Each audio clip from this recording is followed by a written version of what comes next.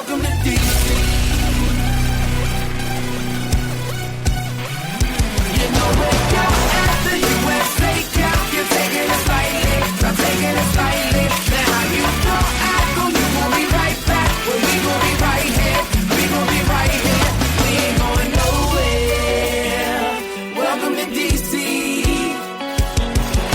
DC, the home of Chuck Brown. Oh, you don't know the sound? Well, let me break it down. The G-O, the G-O, the M-A, and B-O. See, though, we've been pumping crank since an embryo, really, though. All right, this is the Big Douglas Show. Brought on a whole rack of folks today. We'll start up in the top corner. That's Andy Burrows from the DC Tweet Team. Andy, thanks for hopping on. Always a pleasure, Big Doug. You know, always happy to talk some football with you, my man. My podcasting partner, Big Pooh, is with us today. Pooh? Going on Football Monday.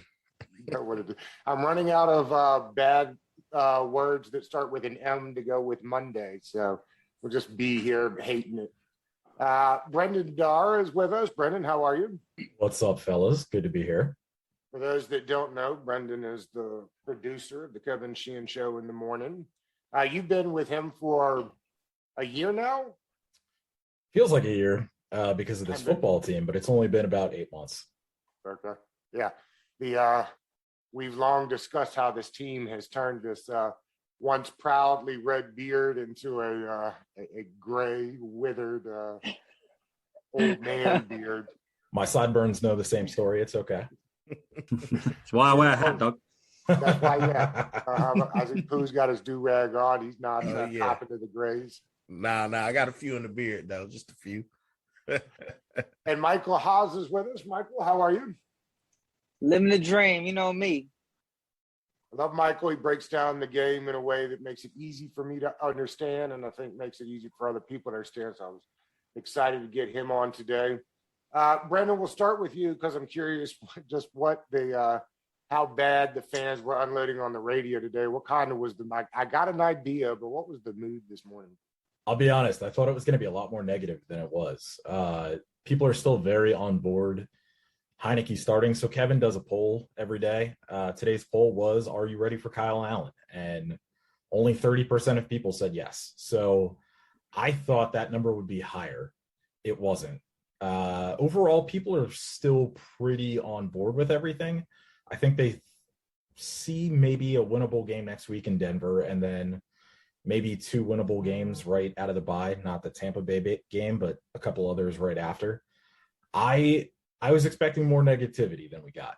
I didn't get what I was expecting this morning. How did you answer the poll? So I am tired of Taylor Heineke. That said, Kyle Allen, we know what he is over a 17-game sample in this offense. He's a turnover machine. He's not great. His athleticism isn't as good as Heineke's. And while his arm strength is slightly better, I don't know if that's enough to offset the athleticism and what he's able to do outside the pocket. What were the callers saying as far as why you keep Heineke? Well, it's like the same, like 5 or 6 callers that are really, really, really pro Heineke. So they're going to make their talking points. They're going to say Terry McLaurin's not a good receiver. He obviously is. They're going to say that the offensive line was bad yesterday. It was fine. We're in excuse land right now, as we've been for the last couple of weeks. It's never his fault. It's the coaching staff's fault. It's the wide receiver's fault. It's the running back's fault. It's everybody else's fault except for his. That's where we're at. Oh, we know all about that Heineke hive. It's crazy, man. They will come for you quickly. Yeah. It's a lot of fun. In their hero. Man, the guy hasn't won anything at this level. I don't know how he has such dedicated followers. Yesterday it's every week I've been on here and they've lost, which has been most weeks. It's been the defense. Yesterday, I can't put it on them. They were the only phase of the team that showed any life. The offense just totally let us down yesterday. You can't get down into the red zone that many times and come away with nothing. They didn't punt yesterday. They didn't punt yesterday, and they got it in the red zone 6 times. They scored 10 points. That is the absolute truth. So I've been going over this in my mind constantly, and I'm like, I'm actually pretty proud of the way the defense stepped up. The defense did everything they could, and we were in the red zone 6 times with 0 touchdowns out of that. That is an insane stat. That stat doesn't happen. It never happens. Versus the defense that had allowed 15 out of 15 scores in the red zone previously. Like they literally had stopped no one in the red zone. Yeah. Until yesterday. It's like the great Smokey said from Friday. You know, you got peanut butter, no jelly. You got ham, no burger. The offense hasn't been rolling, but the offense is moving the ball. Defense is playing well, no points. I mean, and somebody said it earlier today, and it just is so totally right. Bad teams find a way to be bad.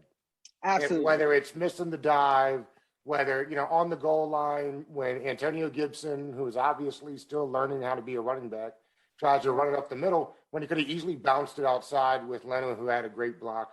I don't know why they don't ever bring in like Jonathan Allen to play fullback and smash the ball in if that's what they're going to do. And then, of course, Taylor Heineke could have walked that thing in.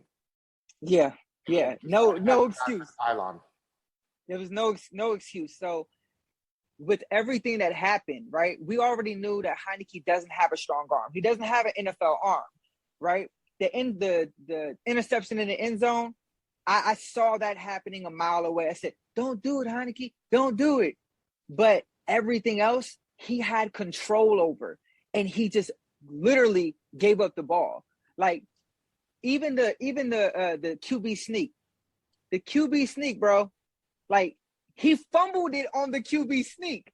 He picked it back up, but that's not even the point. Is the ball? Everybody wants to place blame on coaches, and sometimes it's the players' fault.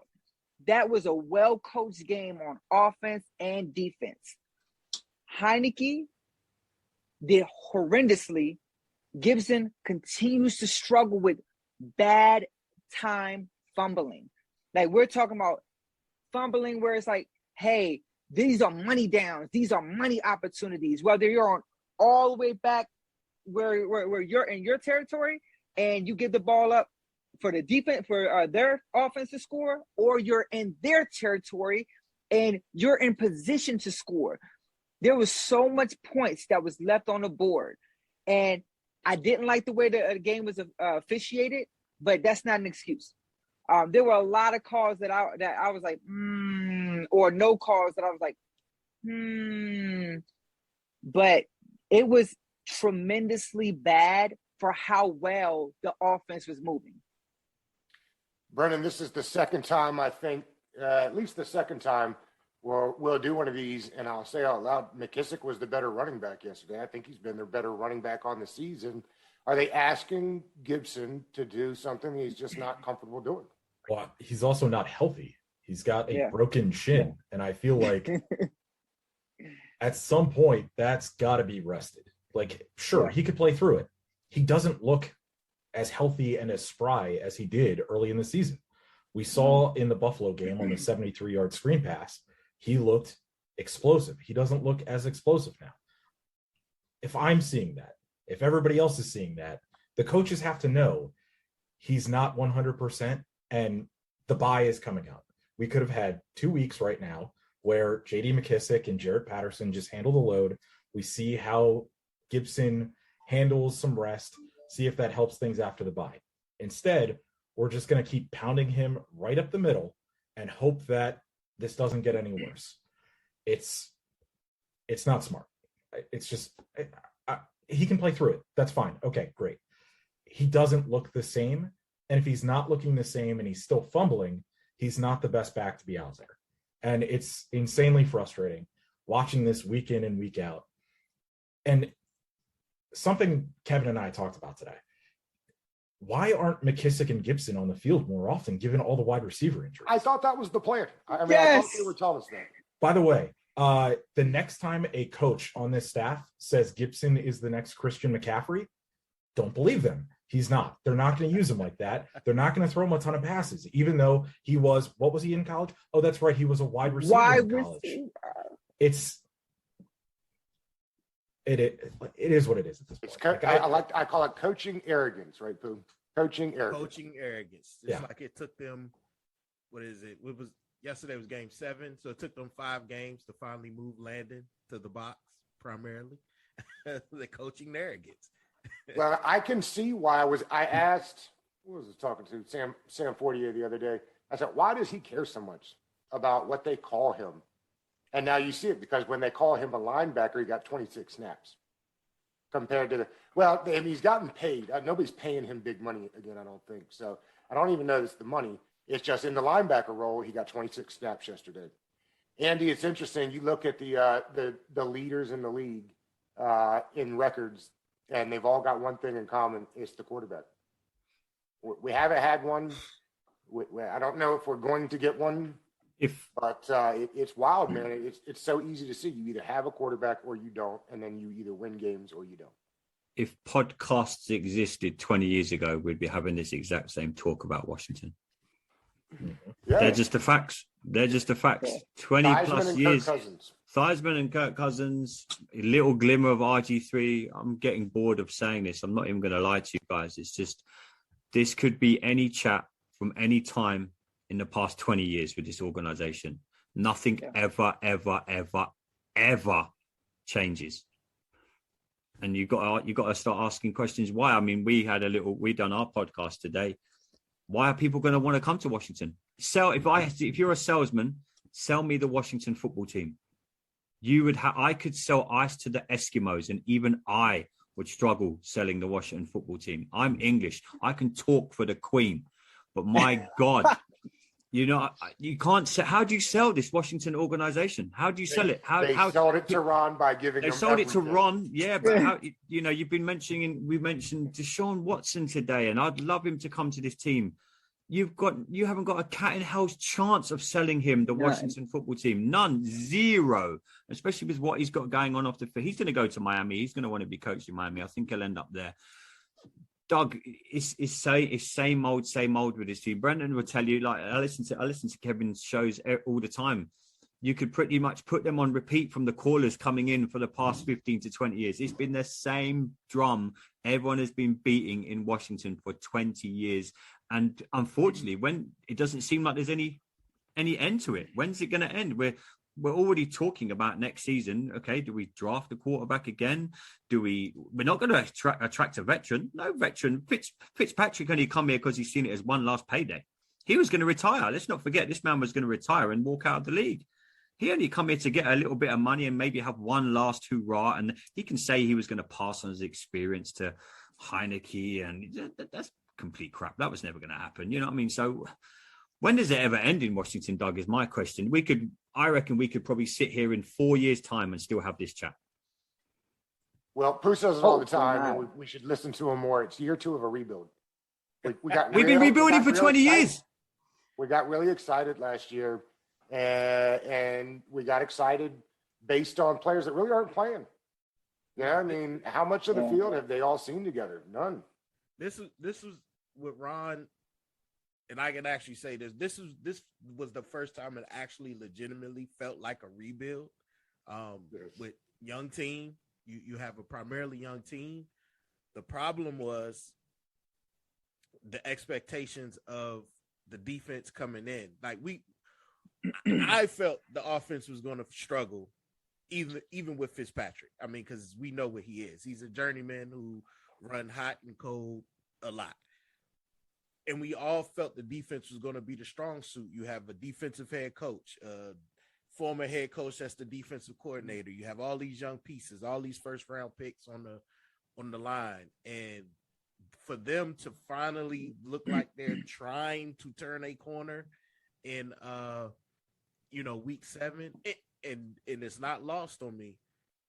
I don't know if this is coincidental or not, but we didn't have any big gaps yesterday with William Jackson out of the lineup, right, in the back end. There wasn't wasn't a whole bunch of the miscommunication things going on without William Jackson.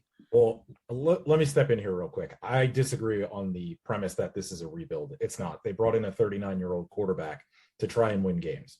It's a retool. It wasn't a rebuild. They had assets that they could have traded off. They could have also traded up for a quarterback in historically one of the best QB drafts of the last 2 decades.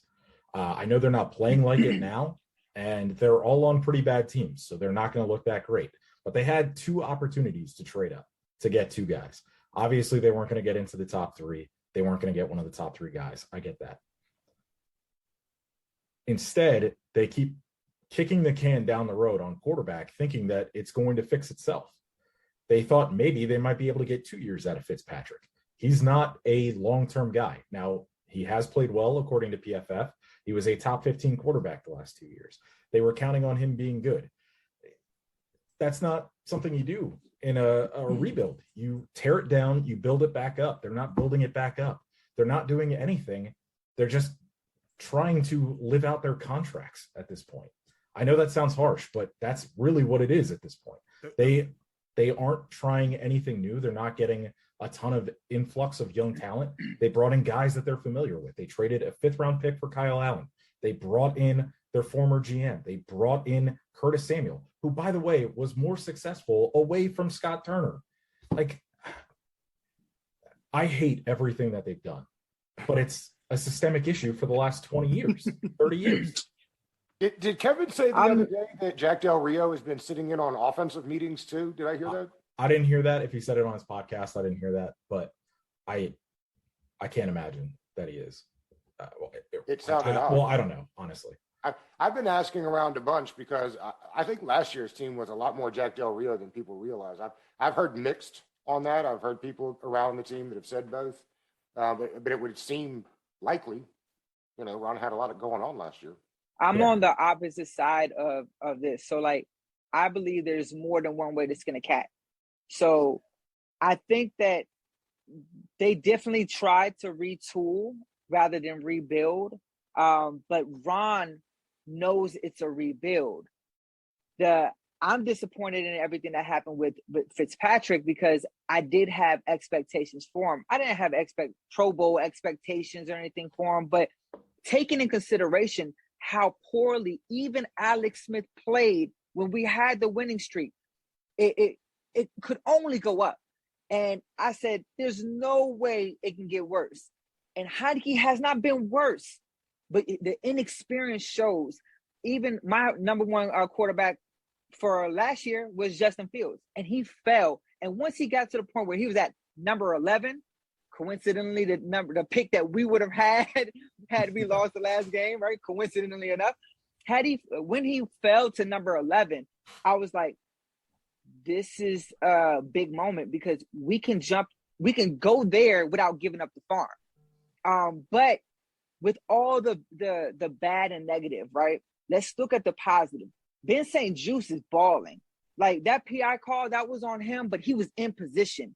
Even what's his name? Danny Johnson was playing sticky coverage. He was outgunned and outmanned by Lazard, who's 5 inches taller than him, and he has a Hall of Fame all-time quarterback throwing him a back shoulder fade. Like, but the coverage was there. This team played different with the no-name guys, and it plays different because they're hungry. I like that. I like that tenacity and that communication and that chemistry that they have when it's guys that say, hey, you're not going to keep me off this field. Now, I don't care about this paycheck mess. But when it comes to the quarterback, there's even this draft class. I've been studying all year long, 2 years now, for about this quarterback draft class. There's so much talent, but not enough polish. And there is no real number one like there has been in the last few years. There's no legitimate number one. It's pick your flavor. And I'm always on board with the more you can do to exploit a defense, the better it is for an offense. So if you can make those, but the key is you have to be able to make the throws. So the reason why I'm so high on Willis is because not because of where he's at, but where he is going and where he can go. the drastic improvement from where he was last year to this year, the way he's holding the ball higher, his feet, his wide stance, he's stepping into his throws, he's looking down the field. But with that said, he's still behind on reading defenses. He's still behind on like more complex issues when it comes to route running and adjustments. We've been waiting for so long for a quarterback, right? And we can say, us as fans, we've been waiting. We're finally in a position where we have enough things surrounding that quarterback. This draft class, think about how important, even though he's missed a couple games, how important was that Sam Cosmi pick? Like, that was very good pick. Look, And how I'd be stunned if they drafted quarterback. I'm totally convinced at this point that Ron, most guys don't get 2 bites at the apple. He's done it drafting quarterback 1 and doing it that way. And I'm just totally sold that he's not going to do it this way. It's like everybody else is doing that. I'm not. I'm just going to keep loading the roster. I would not be stunned. And Pooh, you know I'm on this one. If it's Matt Ryan next year. Oh my God, no. That sounds so terrible. I'm off. Get I'm ready. telling you. Get ready. No, don't say that. Don't say that, man. This is the thing, Please, right? no. Oh my God, Doug, I'm having a bad enough day. This is where this is why I call this a rebuild or not a retool, and it's only for this reason. If they would have got the quarterback they wanted in Matthew Stafford, retool, right? Yeah. They didn't get him. Not giving up the draft capital to go up and get a Justin Fields, let me know that's a rebuild. You don't keep that draft capital because you was ready to give it up for Matthew Stafford. Like, you don't keep that if you don't, if you're retooling versus rebuilding, you give that up. Like, you punt whatever pick you got to give up next year to now. Saying all that, I don't know if I trust Scott Turner with a rookie quarterback anyway. Like, I think that's been Ron's biggest downfall, is bringing in all his Carolina guys. Scott's been pretty good though. I like Scott, and remember he's only his know. second year calling plays too. I mean, he's new. Like at calling Yeah, plays. Yesterday definitely wasn't on him. That was on the players. They just That's played right. a bad no. game. I'm not blaming him for yesterday. That was definitely on the players yesterday. But I'm still not sold on Scott. He's done a lot of adjusting to it. I mean, Dwayne Haskins, what Alex Smith, what Kyle Allen, what Fitzpatrick, what Heineke. He's really adjusted his play calling to the players. He just doesn't have good enough players, especially at the quarterback position. So if you don't have that guy that you can fully trust, you can't give him all the keys, because look at Heineke. You can't trust Heineke to throw anything outside the hashes. But Why do you think? But Heineke and Allen came from his system. That's why they're there. That's partly why they're there. It's because of Scott. He knows the system, but Scott Turner also knows the strength and weaknesses of them both too. Because think about this: is when Scott's calling these plays, is what happened? What was the team we placed last week? Was it The Chiefs? The Chiefs, right? The Chiefs and Buffalo did this very, very well. What they did is they had the defensive ends or outside linebackers, whoever's on the edge, they had them going forward, but not going out. They're collapsing the pocket inside to keep Heineke small inside. He's small. Don't let him outside. And then they're going to force him to throw the ball outside because they crowd the middle of the field. That's what every team's doing. They're sending their linebackers back, their safeties up, and they're forcing Heineke to throw outside the hashes. And his arm is not strong enough to throw outside the hashes. So Scott has to find different ways to get the ball. That's why he did the double flea flicker. That's why he did the jet sweep with DeAndre Carter, who should have had the ball on his outside arm when you're running to the outside to teach that and Pop Warner. But let's not go there. He's calling these plays to stretch the field horizontally to open up the middle of the field where Heineke can actually throw the ball. Well, both speaking things of can be collapsing true the there, pocket, right? what's up, Swag? What's going on, brother? Ain't nothing. Sorry, go ahead, Brendan. Hey, What up? what's Go ahead, Brendan. up? What we saying? I was just gonna say both things can kind of be true there. Like Turner's scheming guys open. Like we're seeing Dax Milne, we're seeing DeAndre Carter open, and he's just not hitting them. And you can also question like some of the ideas, like why aren't we seeing more of the two running back sets? Why aren't we True. seeing jet sweeps, anything like that, trying to get Antonio Gibson into places where he's comfortable? At the same time, though, like he's working with Dax Milne, a 7th round rookie Right. out of And BYU, his 10th quarterback in 2 seasons. and I'm not completely sold that he's like the next great head coach, but at the same time, these guys are running open, and Heineke's just not hitting them. Absolutely. Swaggy, what did you think about that game yesterday? There were a lot of missed opportunities. Was there a game to be had yesterday, or it was just a bad team finding a way to be a bad team? Man, I just felt like it was just a game of missed opportunities. Over and over, you know, we've been complaining about, hey, the coaches aren't putting these guys in position to win and da-da-da-da. But yesterday I felt like the coaching did a decent job at putting these guys in position to make plays, and we just fell short over and over again. You know, we threw an interception that we just can't have in the red zone. You know, I don't understand this NFL rule saying that Heineke gave himself up. Like, how do you give yourself up going forward and no one touched you?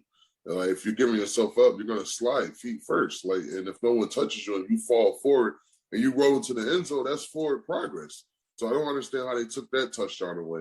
But time and time again, you know, we just didn't make the plays that we needed to make in order to win the game. And that is not always on coaches. That just comes down to players making plays. Coaches could drop all the X's and O's that you want, but at the end of the day, the players have to make the plays.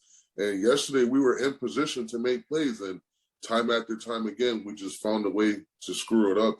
And that's just kind of what bad teams do when you're having a bad season. You just find ways to lose. And yesterday was definitely one of those days where we just found ways to lose because we were outgaining Green Bay offensively for most of the game. And if you're 130 yards. If you would have told me that we was outgaining Green Bay on offense and we'll be losing the game, I would have been like, no way possible. But for some reason, somehow we just found a way to just fall an inch short time and time again. Chris, my wife wanted to know if you're the one that narrates the Arby's commercials. She said, They always told me voiceover I had a voice and a face for radio. So, you know, I think All I'm right. pretty cute to be on the radio. With you. What is it that, I mean, what is, they put Landon down in the box more, 26 snaps. It worked better for him. But what is it that he's got to change? Because he's looking at the field differently now, right? I mean, I think most people don't switch the position, put him in the box, okay. But if he's playing more of that weak side linebacker spot, what does his view of the field look like, and how hard is that actually to make that move?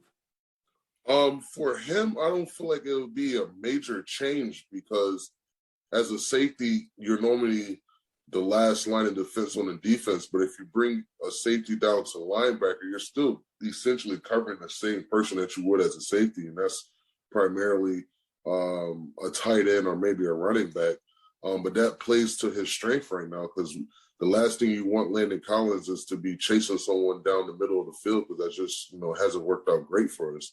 But just as far as just seeing the field, I mean, he's a safety, so he's always played in the box. I don't think it's really that much of a big adjustment. It's probably a little bit less running from him, so he don't have to chase people all the way down the field and could just play in the box. But, you know, it should be an easy adjustment as long as the coaches could, you know, continue to bring him on blitzes and just do more with him in the box instead of just letting him cover people. Let him blitz. You know, just treat him like Jamal Adams. Let's send some all-out blitzes and just let him be a football You've been saying player. that for weeks now.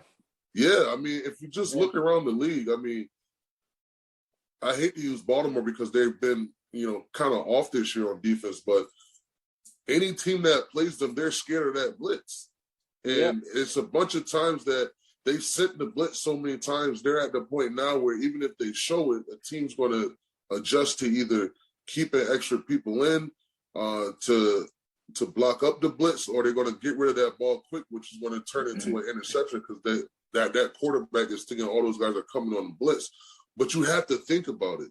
I feel like when you watch our defense, we're so vanilla, and there's really nothing to think about as far as major blitzes that you have to be concerned with, because our philosophy is, hey, we're going to sit back, let our front four, let our front five hunt, and then we'll figure out a way to get the ball back, make a turnover, or tackle the ball in bounds. But it just hasn't been working out for us. Brendan, you guys have Coach Rivera on Fridays, if I'm not mistaken. How is he compared? I know you've been around for several different coaches now, maybe not with Kevin the whole time, but how does he compare to some of the other coaches? So,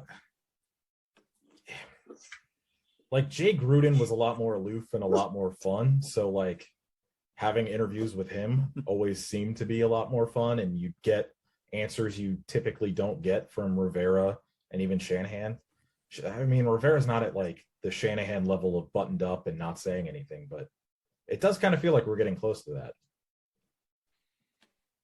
I wonder if he misjudged the market compared to Charlotte.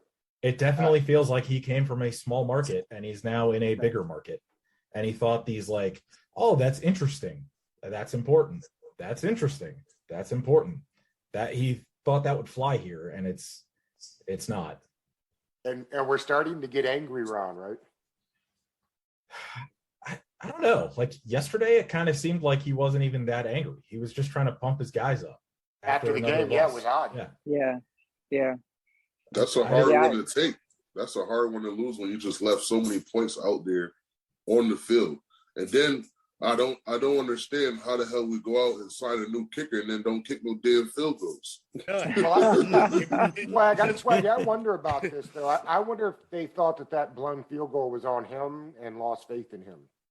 I don't know. I don't get it, because earlier in the game we go for it on 4th and 3, and we don't go and we don't convert, and then we kick the field goal and we're down by like 17. I'm like, well, shit, at this point, we need touchdowns. The hell with the field goal. I understood the philosophy, kick the field goal, and then we're down 2 scores. But, I mean, the likelihood of you getting the ball back from Aaron Rodgers without taking off, the rest of the time on the clock was pretty slim to none. So we need to score.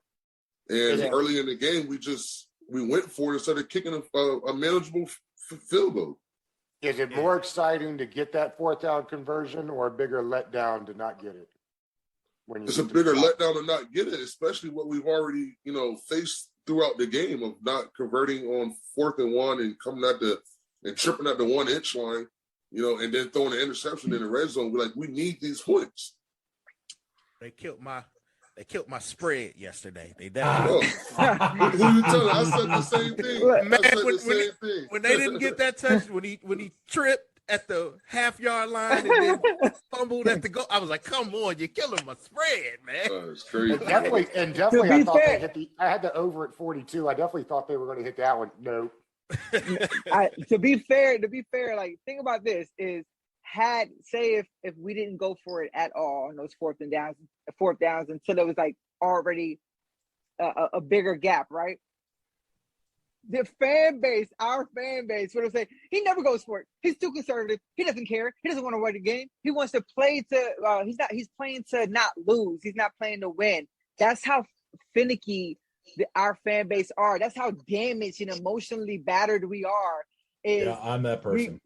Like this. And Brandon, are the callers becoming apathetic? Have we hit apathy yet? With no, not yet. It's still anger. They're pissed. And they didn't like the 4th down calls. I don't mind him being aggressive because he really hasn't been as aggressive as he has in the past. I just think he was aggressive. See, yesterday wasn't the day to be that aggressive, though. Because I don't think Green Bay came out wasn't playing bad, right? Like, when your defense is playing bad, be aggressive because your defense is leaking water. When your defense is playing decent, get the points. We're just saying that he's being aggressive by making that call to go for it. But it's the situational play calling that I hate. It's like, bro, we got 4th and 3, and then we throw a 20-yard outside comeback to Terry McLaurin. I'm like, bro, like, can we get something easier? Maybe a bootleg, something in the flat, high, low, so he has 2 options. Maybe he could run for the first down or throw it. But we give him this, like, the hardest throw for a quarterback to make on 4th and 3. I'm like, bro, like, that has to be like a quick slant or some drags that we could have ran to get 3 yards. No nothing. Like, right. Run a Getting him comeback. out in some space might have been nice. I mean, it's not like he had 95 yards rushing yesterday. We're Right. 3 more. Right. And I've been waiting for those rushing yards too from the quarterback. Was that because you took the game, props? it was just- You took the overs on those props, or no? Yeah. No, but I should've- was, and I was kind of pissed at the end of the game. It was like, hey, there's no chance we're going to win this game. Kneel the ball before someone gets hurt. They're just running pointless plays for Heineke to potentially get hurt, and I think he almost got hurt like the second to last play of the game. And it's like, what's the point? Oh, well, there's no chance that they lose next week that Heineke starts after the bye, right? Heineke is starting. see- He's yeah. starting until Fitzpatrick is healthy enough to go again. And from what I'm hearing, He's not going to be Fitzpatrick healthy is- for the whole season. Yeah, and from what I'm hearing, Fitzpatrick is nowhere near He's still on crutches. returning. Yeah, his he's old. Heineke Hive, baby. He's Heineke old. Hive. Yeah, I mean he's older than he got a hip. At this point in your career, hip injuries are hard to come back, and then being at the age that he's at, man, he might not be ready until He might be shit. done. Yeah, But Allen is Ron's guy, right? I mean, they gave up a 5th-round pick for him. He ain't his guy because, listen, Heineke's going to have to come in and throw like 5 picks in the game in order for Allen to see the field. He's getting there. Because he had his chance. He had his opening to bring Allen in, and he was like, nah, we rolling with Heineke. It's like, dude, I like you're not Heineke. winning They games. just have to put him in better position, bro. They have to make the game plan a lot easier and not allow him to have to make a whole bunch of reads and make the right read. Just give him something where he knows it's going to the flat or it's going to the guy on a high-low combination route over there. Because anytime you get him on the edge, he makes good plays. He's athletic. He can run. Let's call more plays that's moving the pocket. Our Are offensive they line is not coaching the that? Are they greatest. trying to coach that aggressiveness out of him? And if so, that's probably a mistake. Yeah, definitely a mistake. You never take the aggression out of a football player. That's what makes you special as a football player. So that's the thing is this past game, I totally agree. Like they didn't with Buffalo and I keep forgetting who the Chiefs and Kansas City. What they did is they had their rushers go upfield and keep Heineke in the pocket, right? But freaking Green Bay. Green Bay didn't do that. You mean a They Joe didn't do Barry that. defense wasn't prepared? Joe Barry's defense was not prepared. Yes. Joe Barry was so pumped that he only gave Breaking up those news. 10 points. I was here's the saying thing, that it's yesterday. He going for a head coaching job. Heineke had the chance yesterday to go all outside because they weren't even trying to keep him inside the pocket, right? And that would have been a great game to do those little flat routes and have him on a quarterback wheel for 4th and 3 instead of throwing the ball 20 yards down the field.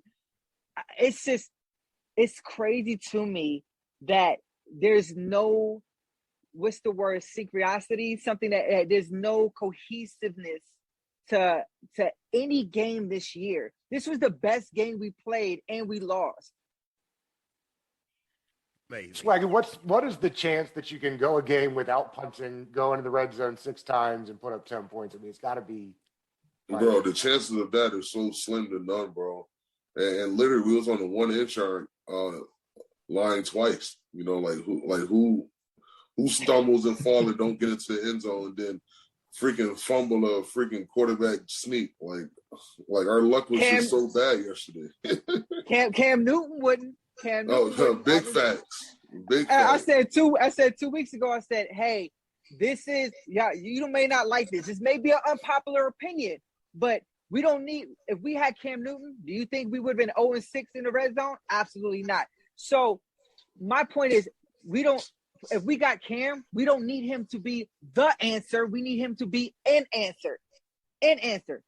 And Yo, that would have Cam been Newton, an if you answer. put Cam Newton with our wide receiver core, bro, we're gonna be all right. I don't Yeah. feel like Cam Yeah. has lost Thank it. you. Everyone keeps saying, "Yo, Cam arm is not the same." Da da da da. He may not have the same powerful arm that he did when he first came in, but he's better than what we have out there right now, and I Yes. stand by that. I stand Yes. by that. We are way better with Cam.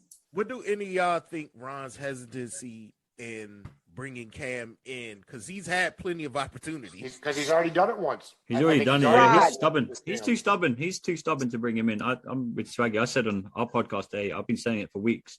He is nowhere near. If you can tell me that Heineke, Allen, Fitzpatrick is any better than Cam Newton, I'll shut up. They're not even in the same league as the man. If we're just going for something to get us through to the end of the season, which looks like we are going to, the quote unquote stopgap, he's a stopgap and then some. Yes. He is better Yes. than anything we've got on this roster. We had the ball for the entire third quarter and still didn't score any points. Yeah. I mean, Yeah. how is Yeah. that physically possible in any sport, in any game you play? And you're telling me if Cam Newton, like you say, Michael, if Cam Newton is on that team, he is 100% scoring you points. Yes. 100%. I'm going to Yes. say this till I'm blue in the face. He's better than anything we've got. If Anything. Logan Thomas was healthy, he would have snuck that ball in on the, Yeah. on the half. Bro, and people keep talking about, Cam's season last year. Can you name one player on that offense from the Patriots last year? He was playing with practice squad and guys who probably wouldn't even be in the game if all the people didn't hold out because of COVID.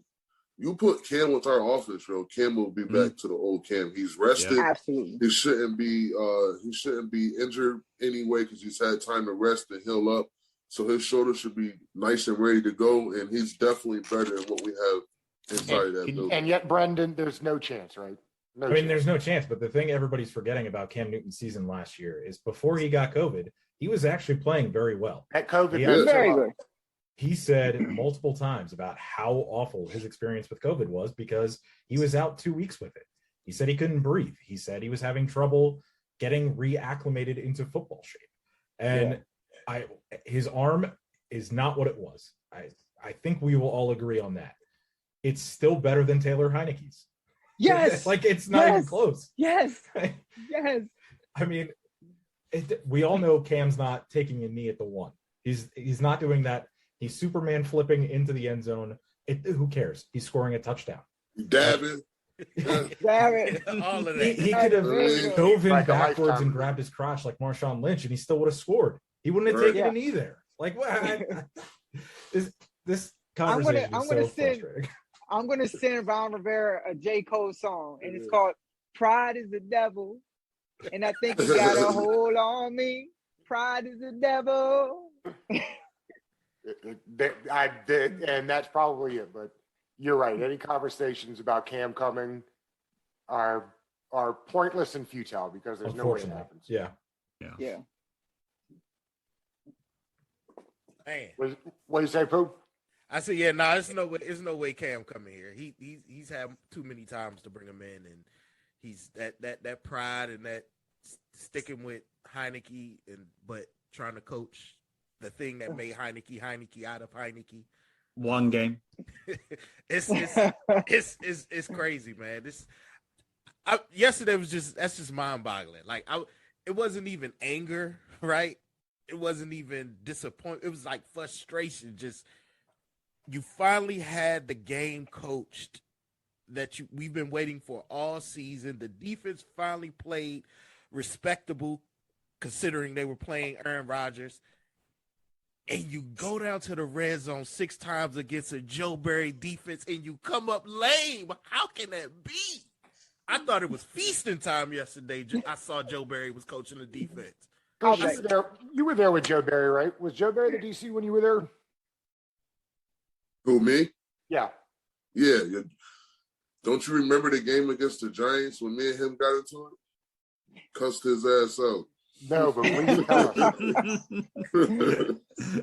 Hey, Joe Barry, I don't know about me. I don't know about everybody else, but like he looked real soft, like as a person. Like No, man, he's a good guy, bro. He's really a good guy, but I don't know. Like sometimes, coaches just don't have the best situational play calling at times, and I felt like that's what happened to us a lot. That's what we got into it in the Giants game. I talk about it a lot.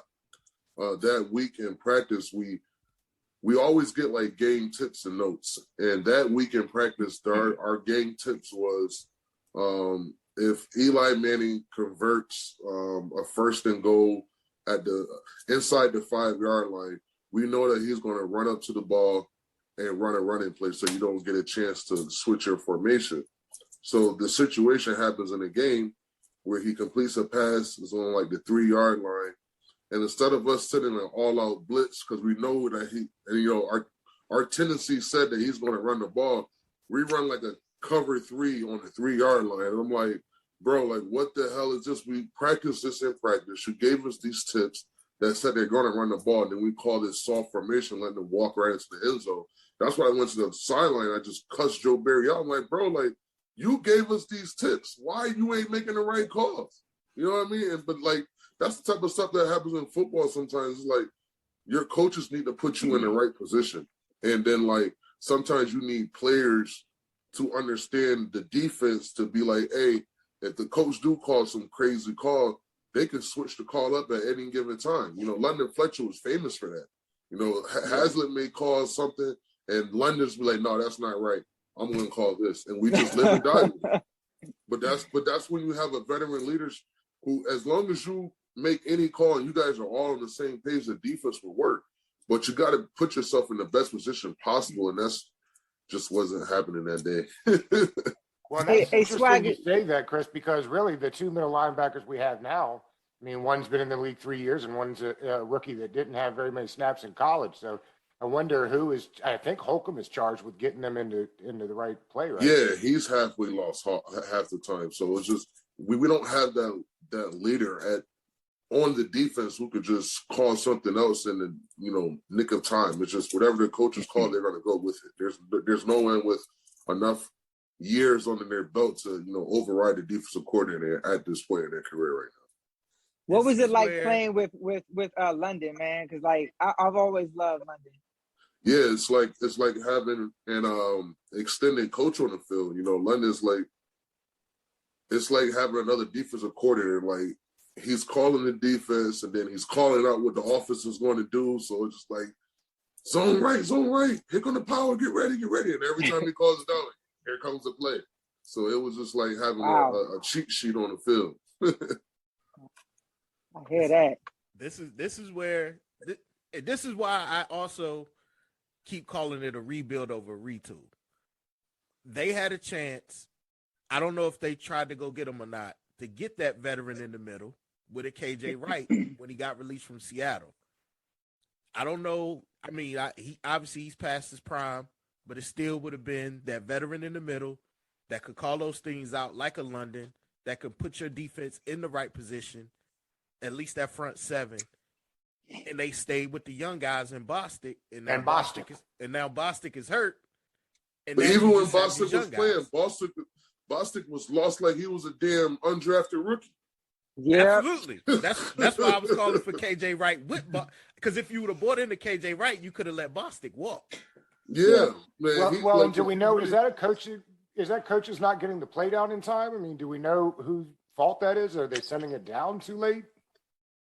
I don't know. It could be a number of things, but even when the defense was calling, they had enough time to set up and adjust.